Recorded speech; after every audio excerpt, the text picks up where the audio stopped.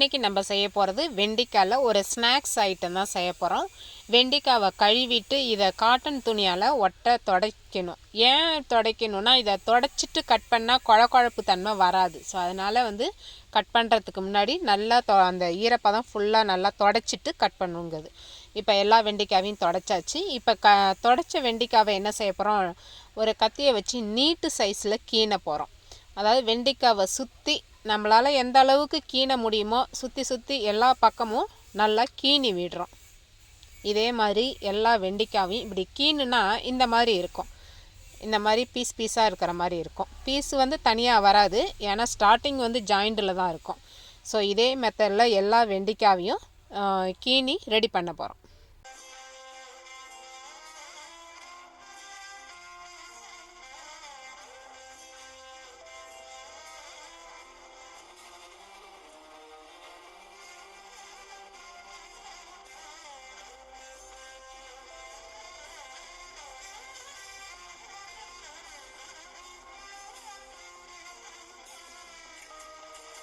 இப்போ எல்லா வெண்டைக்காவையும் கீணி ரெடி பண்ணிட்டோம்.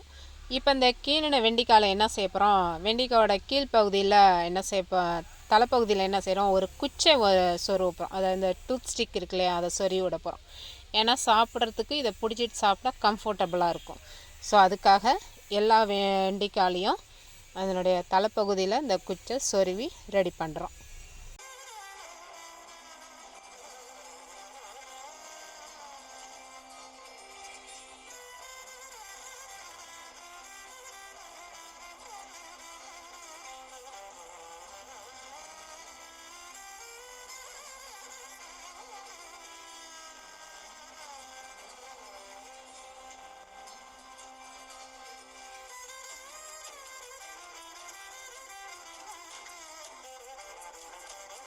இப்போ எல்லா வெண்டைக்காவிலையும் நம்ம டூத்ஸ்டிக்கு சொருவியாச்சு. அடுத்து நெக்ஸ்ட்டு பஜ்ஜி மிக்ஸ். இது ஆல்ரெடி எல்லாமே இதில் மிக்ஸ் ஆகிருக்கும். ஈவன் சால்ட்டு கூட அதிலே மிக்ஸ் ஆகி உள்ள இந்த பஜ்ஜி மிக்ஸை என்ன செய்கிறோம், அதை கப்பில் போட்டுக்கிறோம். போட்டுட்டு இதில் 1 டம்ளர் தண்ணியை ஊற்றி இதை நல்லா கரைச்சிக்கிறோம்.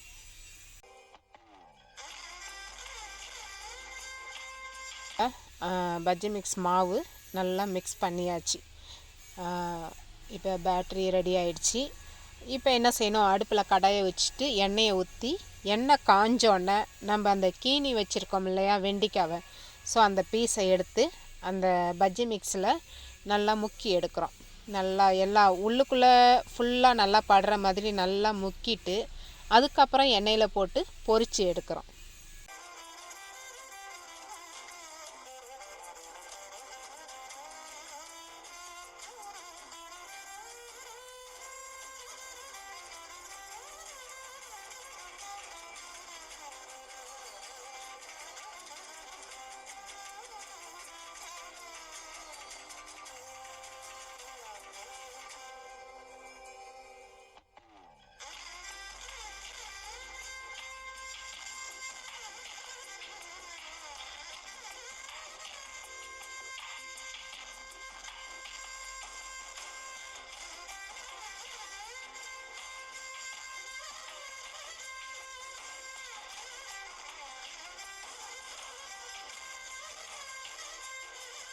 இப்போ எல்லா வெண்டைக்காவையும் நம்ம பொரித்து எடுத்தாச்சு.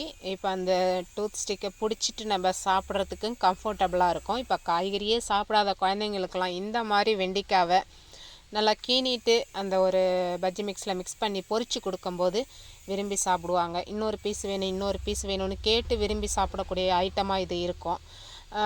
இது வெஜிடபிளுக்கு வெஜிடபிளாக ஆகிடுச்சு, ஸ்நாக்ஸுக்கு ஸ்நாக்ஸாக ஆகிடுச்சு. நீங்களும் இந்த மாதிரி மெத்தடில் ஒரு ட்ரிப்பு ட்ரை பண்ணி பாருங்கள். தேங்க்யூ.